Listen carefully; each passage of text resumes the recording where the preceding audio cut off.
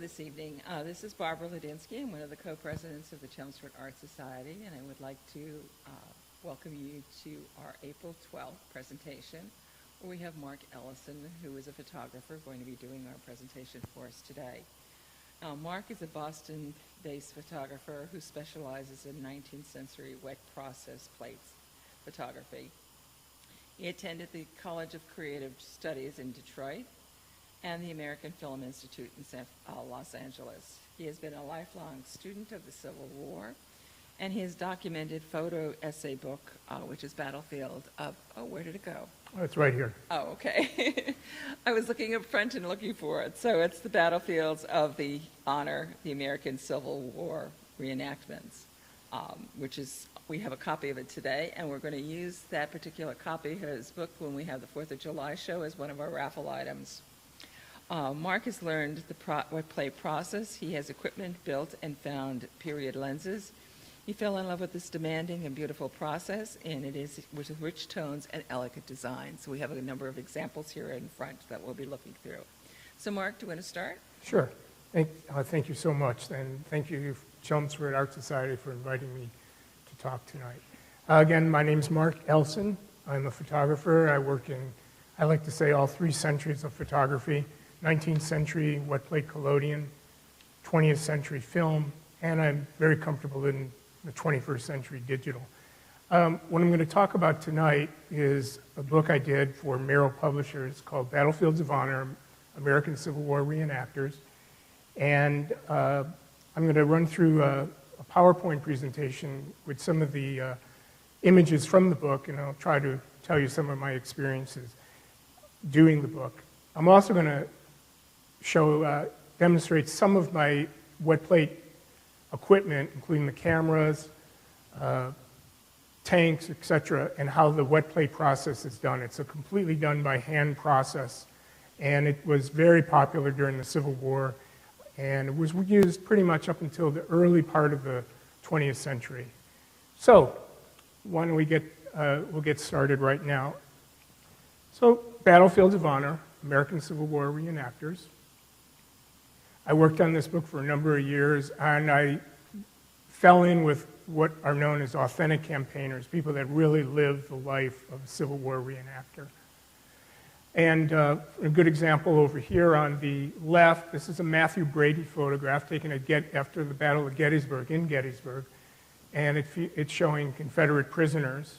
And then this is a photograph I did of Civil War reenactors in Virginia. Now, one thing about the book, I shot both filmed, 35 millimeter color and black and white film, along with the wet plate collodion. And this is one of the cameras that I used in the book, for the book. There's about 50 wet plate photographs in the book, and you can't really shoot live action, so that's where a lot of the 35 millimeter came in handy. Again, over here on the left, this is a Matthew Brady photograph of a Michigan soldier taken in 1861, just before the Battle of Bull Run, or Manassas. And over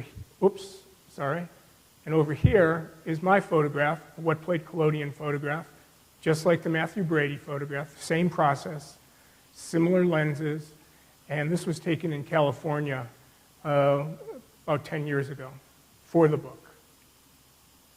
These are some of the equipment I would use with the wet plate process. This is what's known as a sliding box camera. These were very popular prior to the Civil War, and even up to the Civil War, 1861. By 1861, they had really shifted over to a camera that had a bellows in it.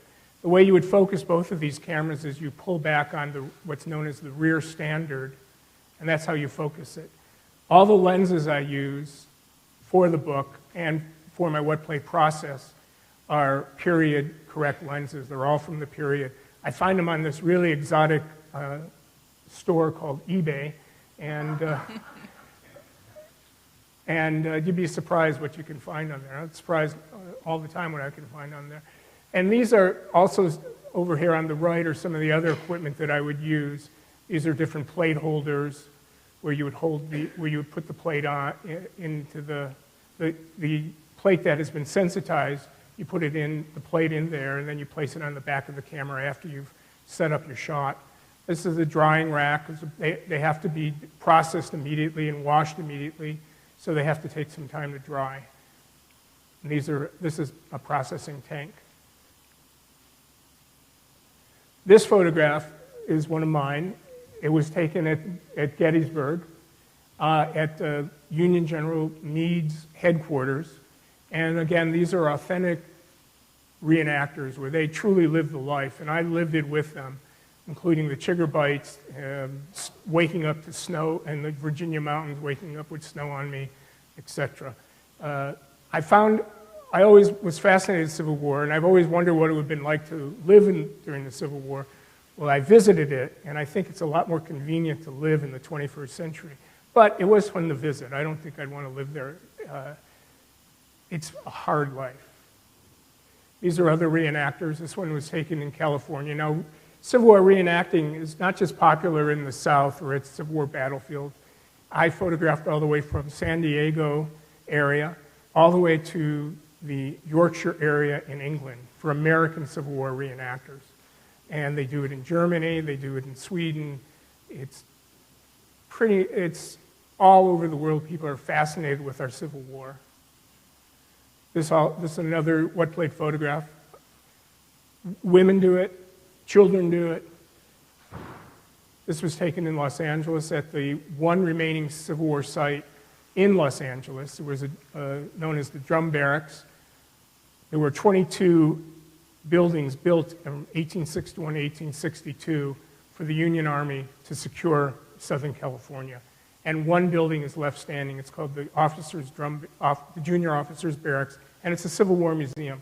It's a gem. It's a little gem. It's by the Port of Los Angeles, and if you're ever in the area, it's worth taking an afternoon to go down there and visit it. This photograph was taken in Leicestershire, England, on kind of a Downton Abbey estate, and these are all European and American and English reenactors. On the other hand, this one photograph was taken at the 150th anniversary of the Battle of Wilson Creek in Missouri, and it was on the actual battlefield. There's something different about a reenactment that happens on an actual battlefield. It really transports you to a different time. There's an eerie quality about it. Again, another wet plate photograph of mine. This was also in California. Union reenactors, again, serious. They count the stitches in their uniforms to make sure they're accurate. And they sleep on the ground. They sleep underneath at night on the ground, on bedrolls or in little tents. They eat the food from the period. They pour all their Jack Daniels into authentic 19th century bottles. If you can wait till the end, I would appreciate it. This was taken in Maryland of a Confederate company. Again, a wet plate photograph. One of the differences between, say, when you're working with a wet plate image, the material is literally wet. There's silver nitrate floating on a base of collodion.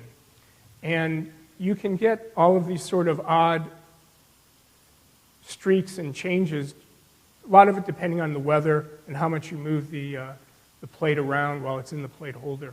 I happen to like the fact that it's not a perfect image that digital photography can create. I like the fact that it looks handmade, that there are imperfections in it.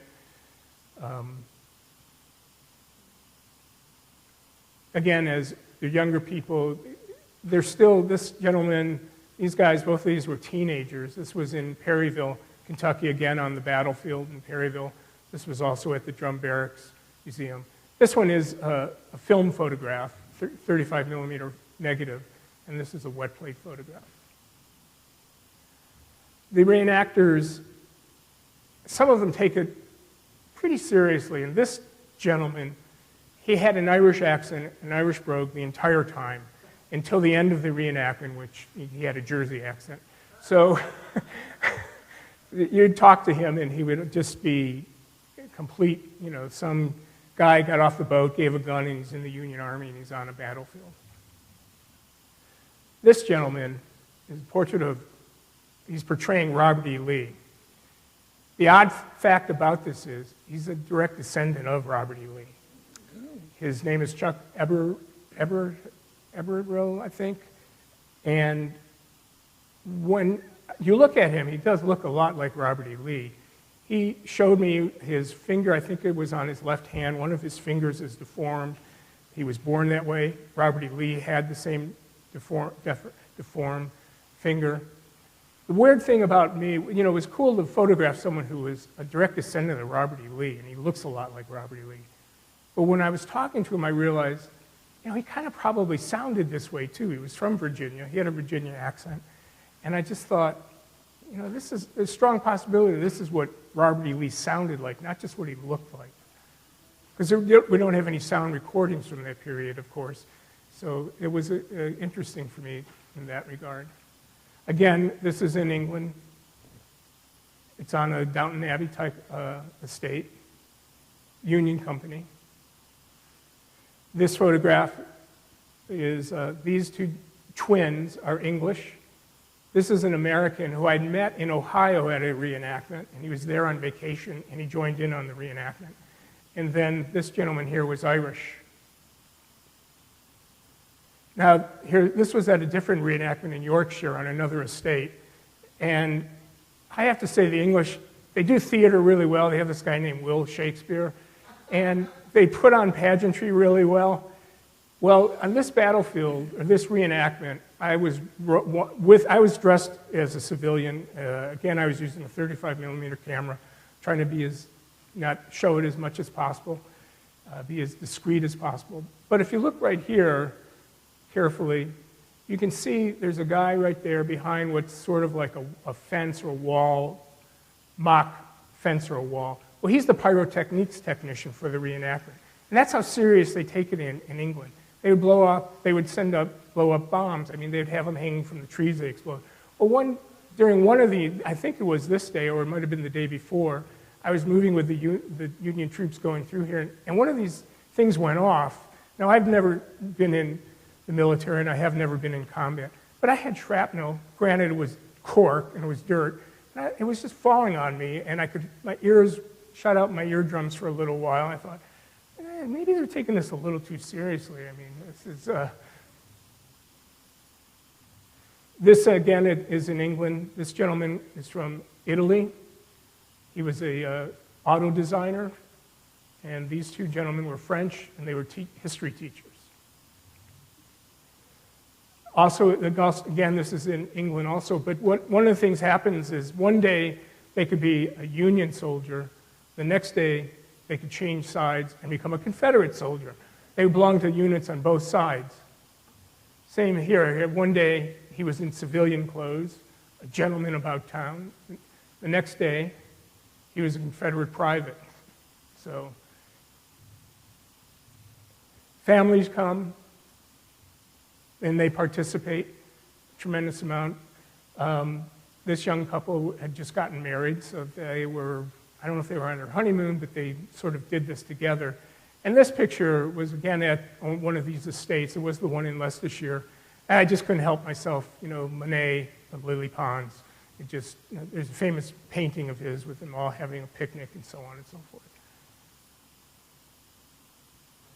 Back to the United States, this is also a photograph I took on an actual battlefield. It was the Perryville battlefield in Kentucky.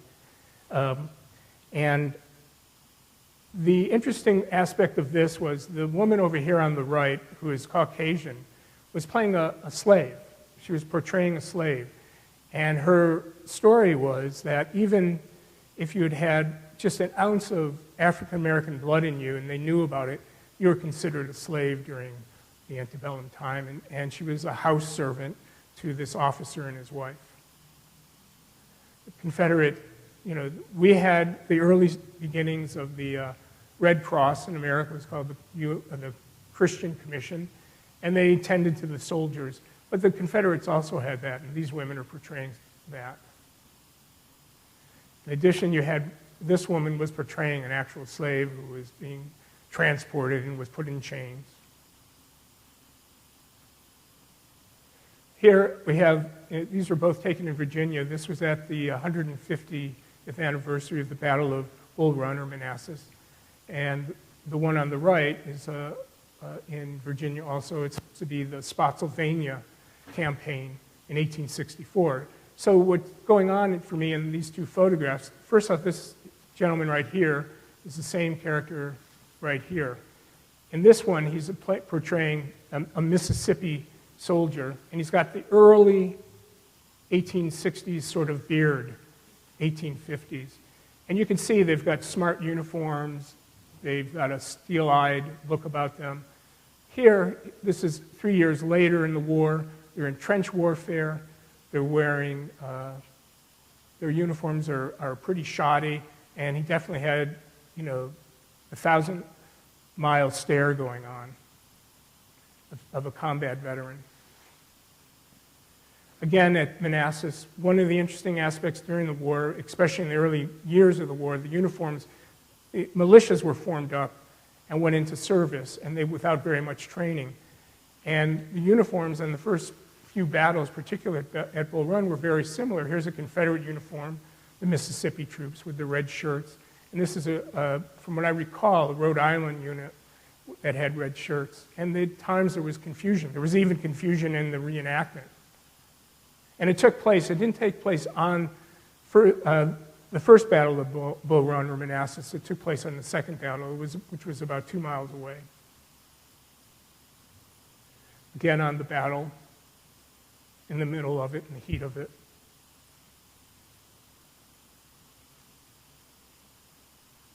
Another battle shot. This is a wet plate photograph I did up in the mountains in California at a reenactment where they were reenacting a Confederate camp from the early part of the war where their units were being recruited. And this guy, and we slept up in the mountains, and it was, well, let me tell you something, it gets really cold in California in the middle of the night with coyotes prowling our camp. But he's portraying what would have been known as a sutler, and he's selling goods to the soldiers, candles, chewing tobacco, cigars, sweets, canned goods, and so on. And they always sort of, even in the photographs you see from the period, they had a bit of a sleazy quality about them. They're a little bit shoddy businessmen. An undertaker. This was in Virginia at the Battle of New Market on the battlefield. You can see his tools here, his formaldehyde with a corpse. It wasn't a real one, unfortunately. This was also on an actual battlefield in Mississippi, in the Raymond battlefield. The Raymond battlefield was part of Grant's 1863 campaign towards Vicksburg, and was one of the first battles. But what they were reenacting here, in Vicksburg, they laid siege to it, and they shelled the city, the Union troops. So they built these sort of caves that people were living in instead of their homes, so they wouldn't get hurt or killed by the shelling. And these women were reenacting that, and they spent the whole weekend living there. Confederate prisoner in Michigan. A young African-American soldier. There were about approximately 180,000 African-American soldiers in the war. They, outside of Massachusetts, which of course had the famous 54th Massachusetts and the 55th Massachusetts, most of them were brought under the federal command instead of state command, and they were given designations of, and this is how they termed it, the United States Colored Troops. And he is portraying one of them. This is kind of the way the authentic people, authentic reenactors live. They used to be called hardcore reenactors, but that sort of fell out of, that was a little too, it's a little more politically correct to say authentic campaigner. But this is kind of the way you would sleep. You know, you'd lay your bedroll on the ground, maybe you put a tarp above you, they called it a shebang. And this is more or less examples of some of the food that they would eat, they carried with them. Pretty basic food. However, at certain times, they would sneak away and go off to where all the public was, and they would get, funnel cakes like everybody else. This is a reenactor, again, at the Drum Barracks Museum, and he is showing everything that he would carry with him. His gun belt, his rifle, his bayonet, his canteen, a coat, a great coat they would call it, that would, for cold weather. And this would, all of that stuff, a Bible, books, writing, etc., socks, would be stuffed into his pack. There was the great coat hanging over there, and that's how they would march off to war. Another photograph at the Drum Barracks, and this woman made this dress herself. She was a costume designer in Hollywood.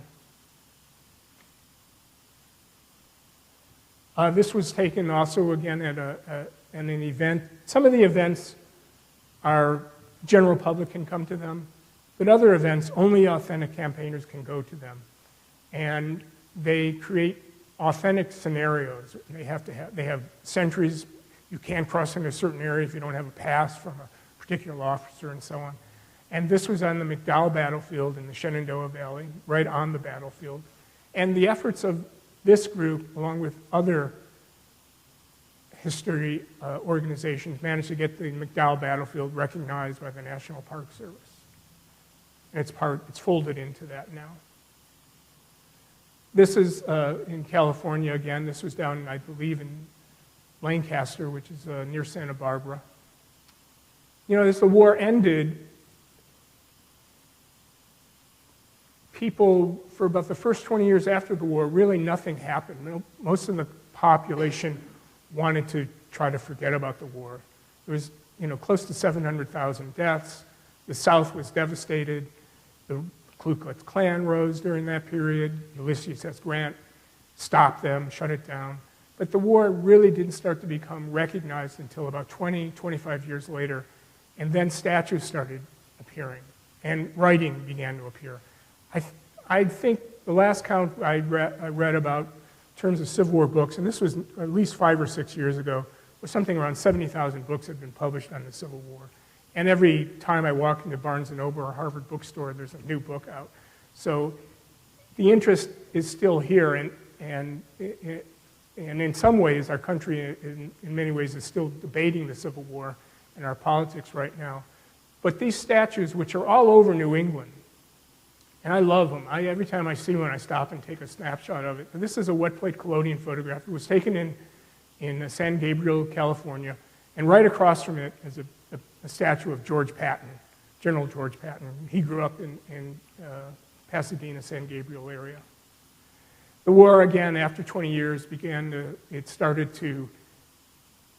started to take interest in it. They started to write about it. The government began to buy up a lot of battlefields. The battlefields were actually being bought up as the war was going on.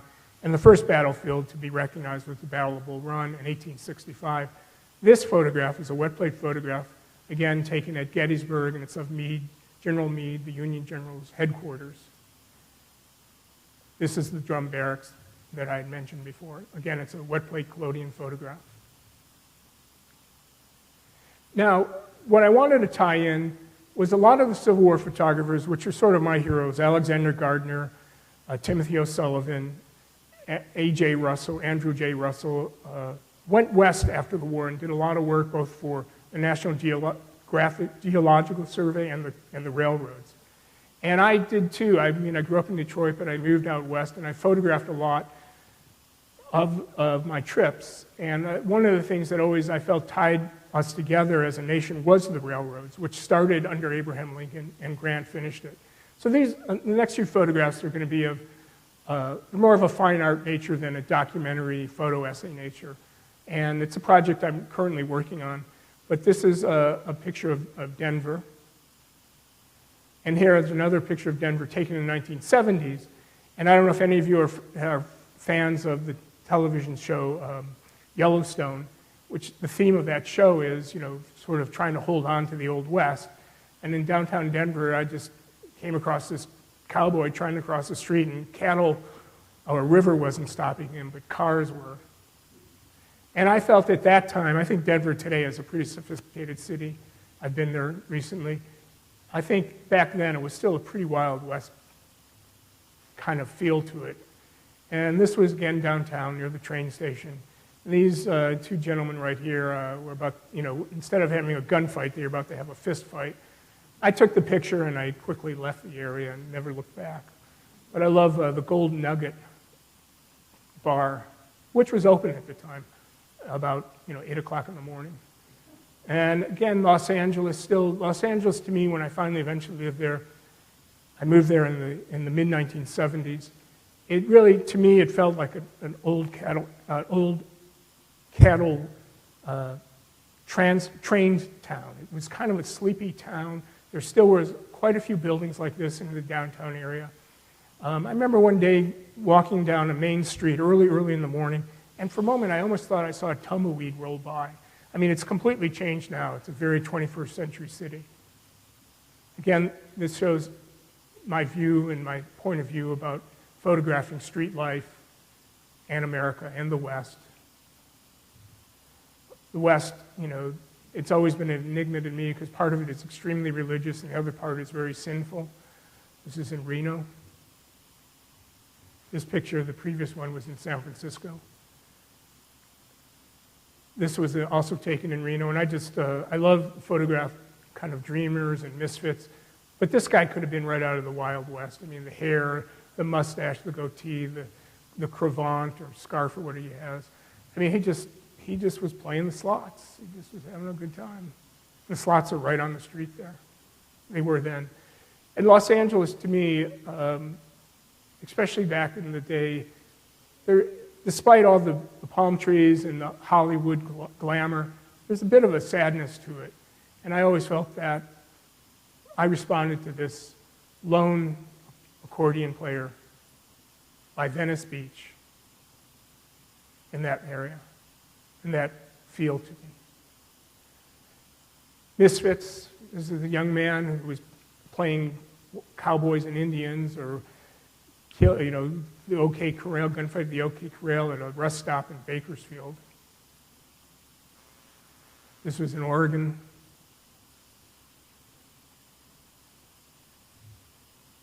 Orange County, California. Bakersfield. Again, a cowboy in Bakersfield filling up his car. Now, back to some of the Civil War and some of the wet plate photographs. The director of the Drum Barracks Museum asked me to photograph some of her young assistants and Dossets. And they all came in one day. These were all teenagers. They were great kids. They all got dressed up, and I did tintype portraits of them.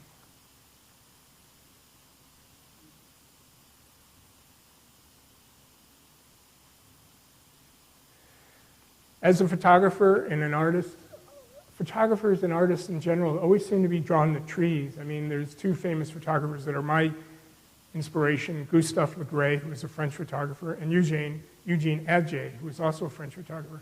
And both of them did extensive work of the parks around Paris and trees around Paris. This was up in Yosemite. They saved all the old buildings in Yosemite. They moved them into one area, all the old log cabins. And you're up there are times where it's beautiful to begin with, but you get a real sense of pioneer California. This is up in the mountains in the Los Padres National Forest. Again, this is in Yosemite. So one of the things I thought about in this picture when I was taking it, when I was up in Yosemite, and I spent a couple of days up there with another photographer, is what did some of the wet plate collodion photographers during the Civil War, Timothy O'Sullivan, Alexander Gardner, A.J. Russell, when they went out west, they went out and they camped. They took wagons. They had 4 or 5 assistants, and they had a couple of wagons. They lived out under the stars. They brought all their own food. But I wondered, as they were sitting around the campfires at night, Did they think about what their Civil War experiences were? Did they try to remember, or were they haunted by some of the things they experienced, some of the things they saw, some of the things they escaped? Timothy O'Sullivan was with Matthew Brady at the First Battle of Bull Run in 1861, and they were overrun by Union troops that were fleeing from the Confederates. They lost all their cameras, all their glass plates that they shot, everything. They were lucky to have gotten out alive. Did they think about friends they knew who fought in the war and who died in the war? Again, the Civil War wasn't really remembered until after the war, 20 years or so after the war. And to this day, I think people still are trying to come to terms with it. This is a wet plate photograph of a reenactor in mourning dress on Memorial Day, where she was putting flags on all the Civil War veterans that were buried in San Gabriel, California. Savior, visit thy plantation. Grant us, Lord, a gracious rain. All will come to desolation unless thou return again. Lord, revive us, Lord, revive us. All our help must come from thee.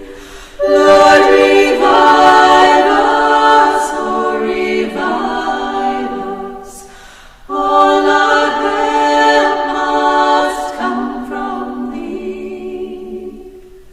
Keep no longer at a distance. Shine upon us from on high, lest for want of thine assistance every plan should droop and die. Lord, revive us, Lord, revive us. All our help must come from thee. Lord, revive us, oh, revive us. All our help must come from thee. Surely once thy garden flourished, every plant looked gay and green. Then thy word our spirits nourished. Happy seasons we have seen. Lord, revive us, Lord, revive us. All our help must come from thee. Lord, revive us, oh, revive us. All our help must come from thee.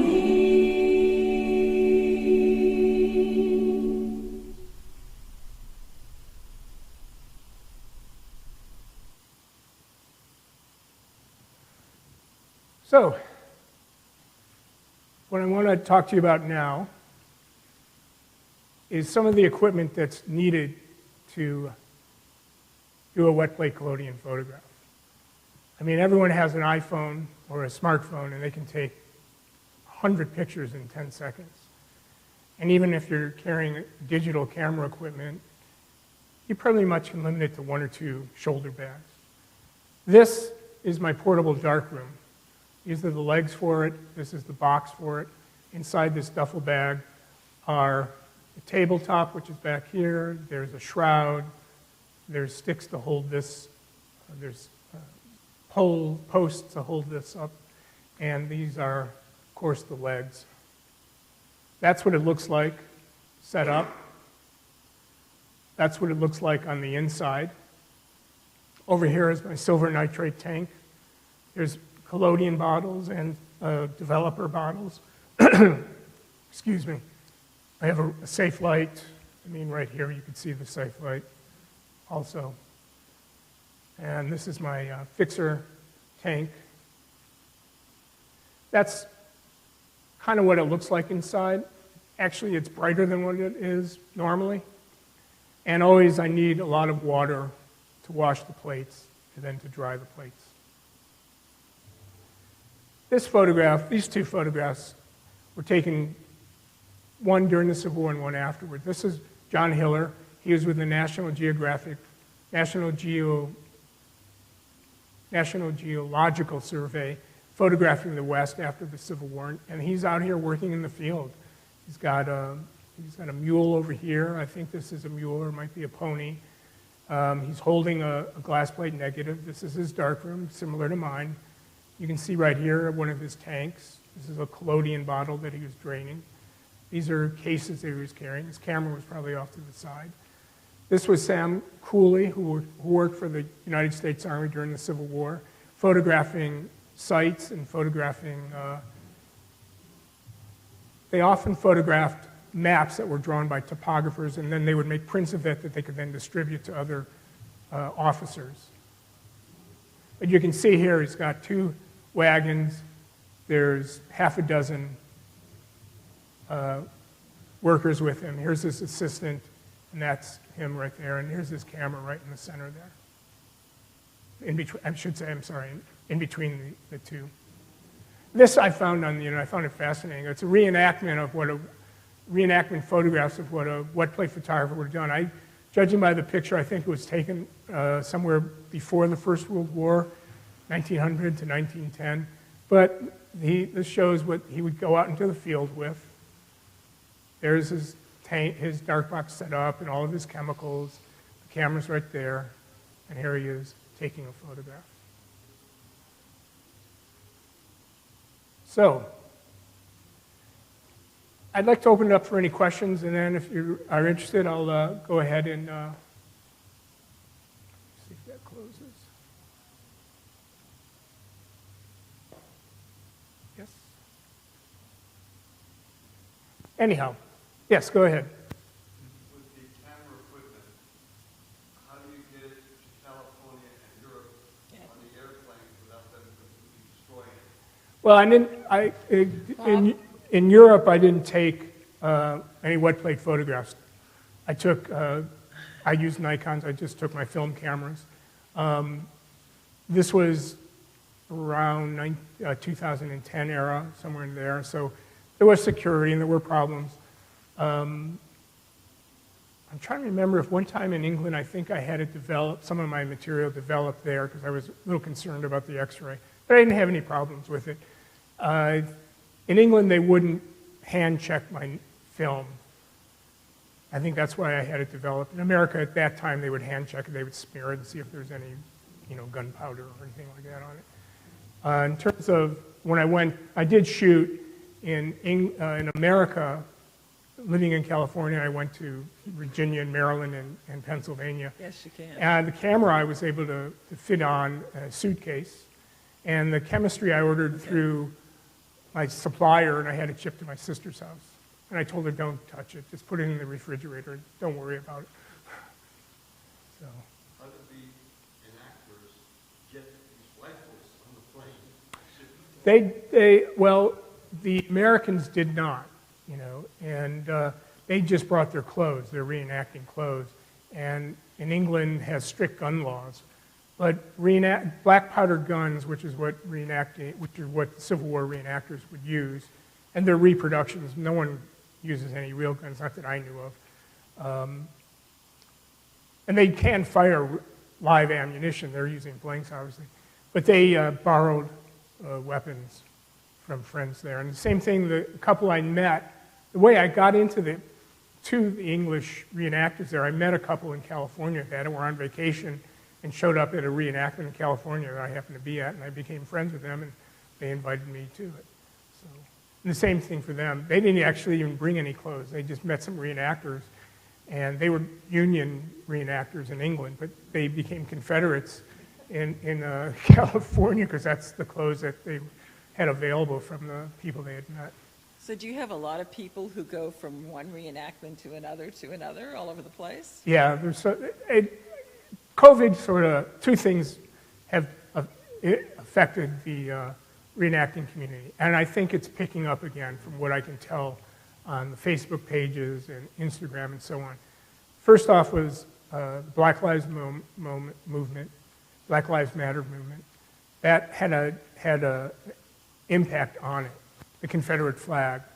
Some people were not allowing it. They were getting shut down because of it. Oh, really? Okay. And they thought it was kind of crazy. I never really, in all the time I was there, I never really experienced any racial bias in any way. They really were just having a good time. There's all levels of the hobby. Some take it very seriously. Some are just up there to play army or just get away for the weekend and camp. But generally, they're some of the nicest people I've ever met. Okay. And some of the happiest children I've ever been around, too. Because it was interesting you say Black Lives Matter, because the one photo you showed was a woman in chains. She was, I'm sorry. And I would think that that would be very traumatic. It's an interesting question. When I came across it, I was a little stunned myself. And I talked to her, and she was trying, I believe she was a school teacher, and she was at the reenactment, not so much to play in the reenactment, to put on a presentation, much like I'm doing right now, of what it would have been like to have been a slave during the Civil War. It was in Indiana, too, so. Oh, okay, not in the Deep South. No, okay. It wasn't. All right. It wasn't. Matter of fact, in the Deep South, the experiences I experienced at an Applebee were very different than the experiences I experienced at a reenactment. The reenactment, everyone got along. The Applebees that I was at, you know, it was very, very odd experience for me. Yeah. Maybe it has changed since then. COVID affected it too. And now that COVID is sort of changing, and I think I am seeing more and more reenactments starting to happen again. Okay. I hope they do. I think they're a lot of fun. I think they're great history lessons. A lot of these people are walking historians. But have you ever gotten involved with the American Revolution one? I've watched them here, and I've taken some photographs of them. Okay. But it's, you know, I've been interested in Civil War. I remember vividly being in our school library about 5 or 6 years old, and stumbling across the American Heritage Civil War, History of the Civil War book. And that just sent me off on the course. You know. And now you can find them for $5 at Brattle Books in Boston, in the outdoor section. So, it probably weighs. I've been asked to repeat the question because it's not getting through. It's not that bad. This is a pretty light one. This probably weighs 15 pounds tops. I have another camera that's a little heavier, and usually when you set up a shot, I've been doing it so much, I pretty much know where to put the camera, you know, with moving it a few feet here and there. But if there's, you know, if I need help, I'll ask. So, the lens probably weighs the most on it. It's a French lens from the 1860s.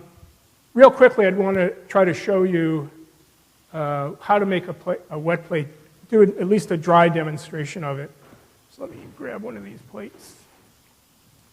Take this one. To make a picture from a wet plate, do you use a contact print or an enlarger? You mean for the book? To make a picture, like you see here. Let me show you.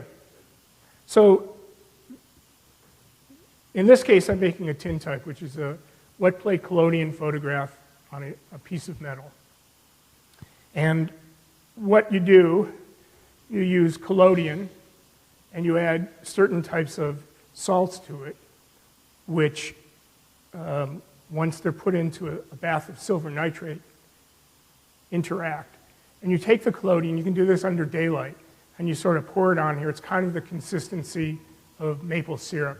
Not the kind you buy at the store, but the good stuff from Vermont and so on. The viscosity of it's fairly thick. You kind of pour it on in a puddle, you rock it around, you kind of let it settle for a moment. Then you have to be in safe light conditions, red light conditions. And you would be in your dark box, as I'd shown you, and you would place the plate, still wet, and you have to decide ahead of time, is it a vertical, is it a portrait, or is it a landscape picture? So What's the difference? It's the way it sits. The way it sits. Because Okay. the plate holder isn't going to move. It's going to just be dropped on the camera. So let's just say this is a landscape, vertical shot. So I'd put it in here, landscape. Generally, I would have a piece of glass I'd put against it just to kind of keep it. And what is the size of that plate? 5 by 7. So actually, I jumped ahead a step. So I've coated it, and then we put it into a bath of silver nitrate. Would sit in there and close it up. I could then come out of the safe light conditions, and I'd leave it in there 3 to 4 minutes.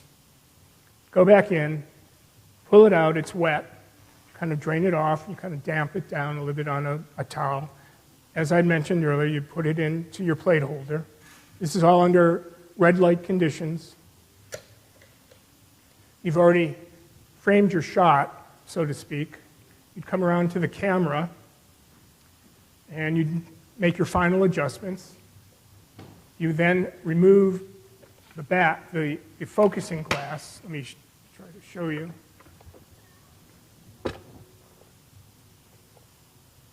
So there's a ground glass back here. I don't know if you can see this. I want to undo this.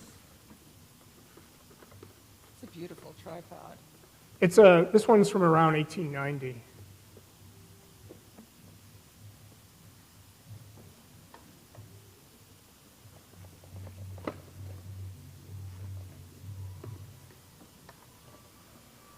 So you can see that's how you'd focus it. I'm not sure if you're going to be able to see anything.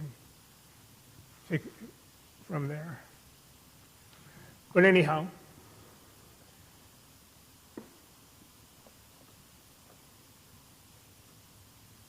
so you'd have your plate is ready to go. It's still wet. You have about 10 minutes now in which to make your exposure. You then would put the plate, which has the plate in it, the plate's inside of it. It's got chemistry on it, silver nitrate, which is sensitive to light. You put it back on here. You make sure your lens cap is on, because that's your shutter. You remove the lens cap.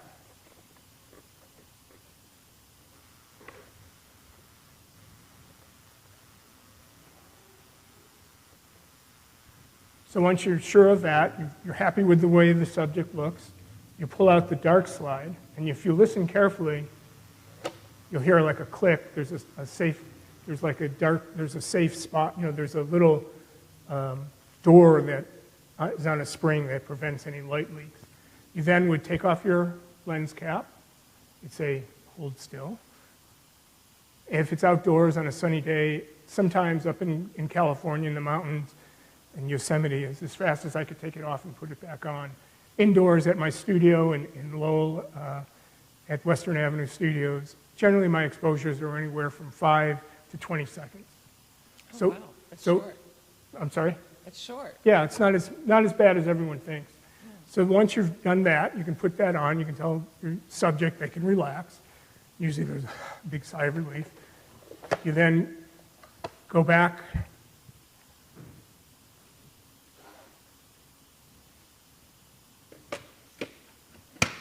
You go back to your darkroom in your tent that I'd shown. Let me back this up a bit.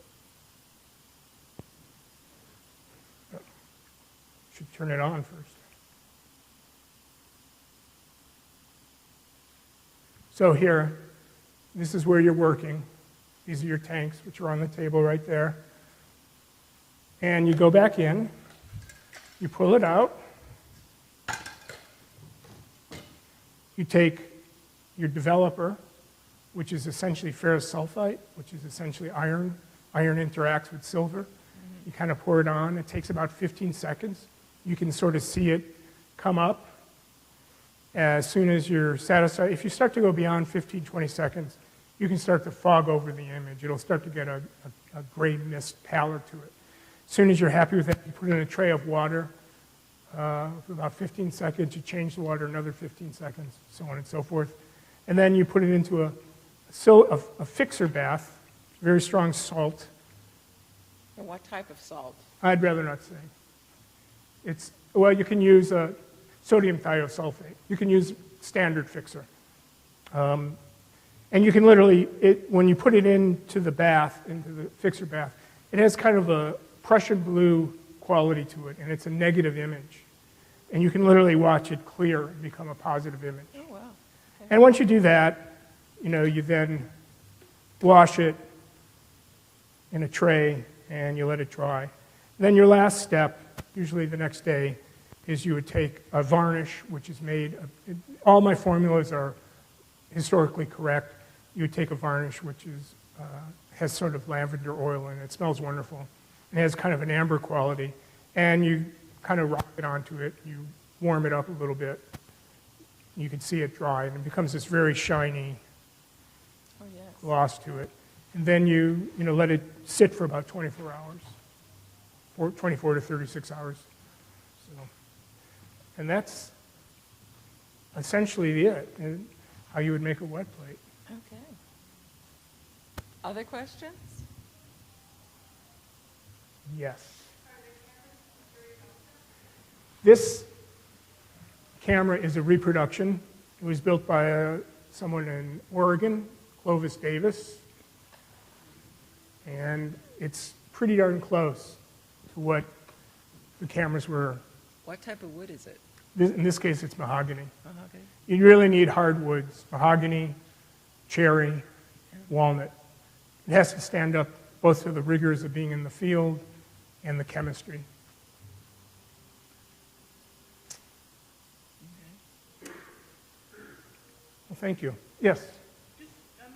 Over in Europe, people are doing Civil War reenactments. Yes. What draws them to that? That's a great question, because I asked them that. And, hold on, sorry.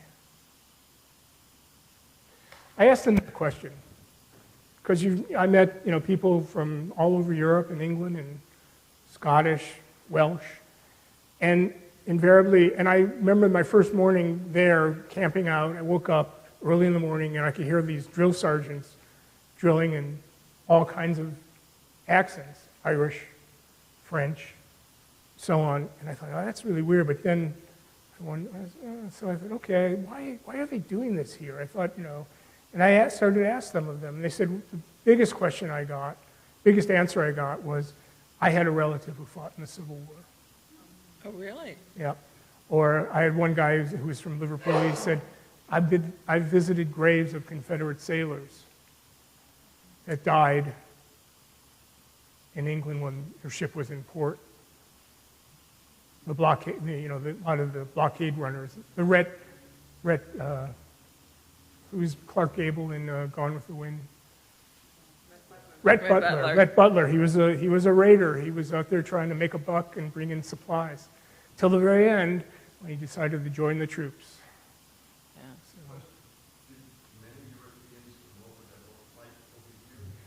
They didn't come over to help fight, but they came over and wound up in the fight. I think the highest, I don't recall exactly all the statistics. There were a large percentage of English, Irish, German, Swedish. Yeah, the Hessian troops. Yeah. Yep. A lot of them were, they just came over here. The Irish, there's a famous, the Irish Brigade, and the Irish at that time in America were looked down upon. And they were predominantly, I hope I'm not getting it wrong, Pennsylvania, New York, and I think maybe a Massachusetts regiment. They fought in the Virginia area with, primarily against, the forces of Robert E. Lee.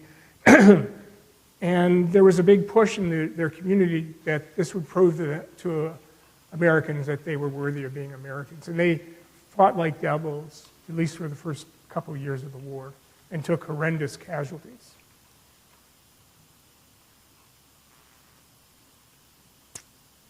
But one thing about wet plate photography, it's a beautiful process.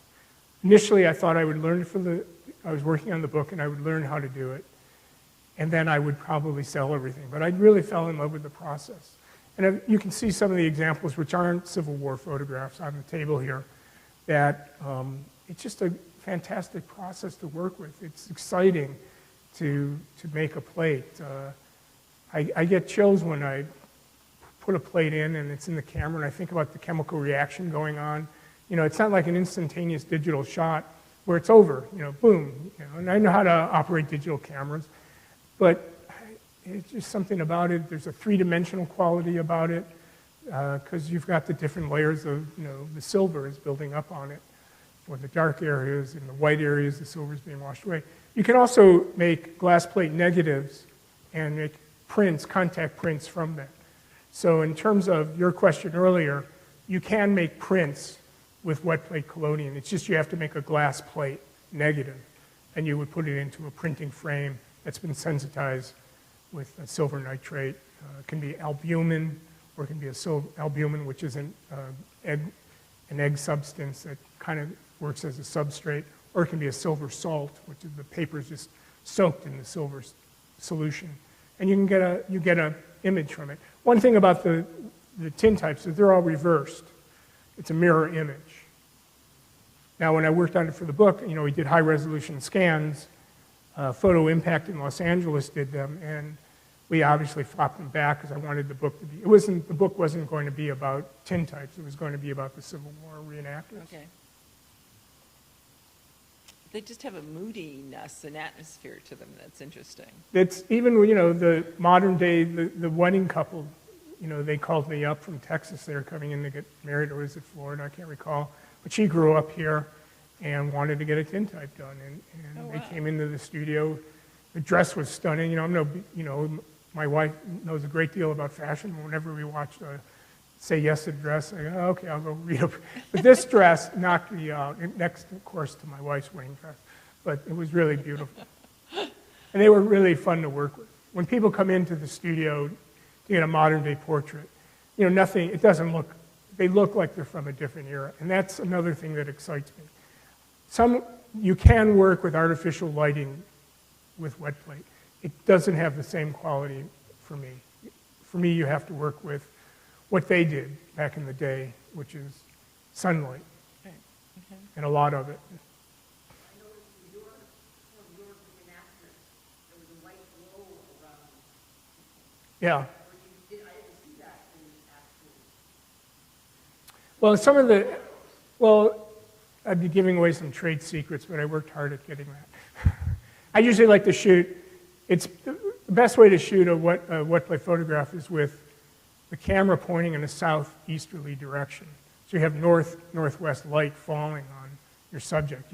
It's very sensitive to ultraviolet blue light, and that's where most of it is in the north part of the sky. So if you can have the sun behind them or slightly to the angle, and you time it right, you can get really beautiful results. I didn't invent that. Gustav Le Gray invented that, but North light for good painting, Yeah. north light for good photography. absolutely. You know, my studio at Western Avenue has west and northwest light, so it's just perfect. When I was looking into the studios, anything in eastern part of the building, I just said, no, this won't work. So will you be there for the next open house? Yes, I'll be at Open Studio in May. I'm not sure what the exact dates are. 6th and something. 6th and the 7th. 7th This and 7th. May is open for 2 days. Usually it's Right. Open Studios on Saturday, but this May is Saturday and Sunday. So I will be there, yes. Okay. Any other questions? If anyone wants to have their pictures taken, there's a website somewhere? Yes, markelsonpictures.com. It's MarkElsonPictures.com. And my contact information is there. And tonight I have cards I brought with me also. And I'm at Western Avenue Studios. I'm on their website. And he's at Studio 508 at Western Ave. That's correct, Studio 508. 122 Western Avenue Studios in Lowell. Okay. So, Well, thank you very much. Thank you very much. I really appreciate it.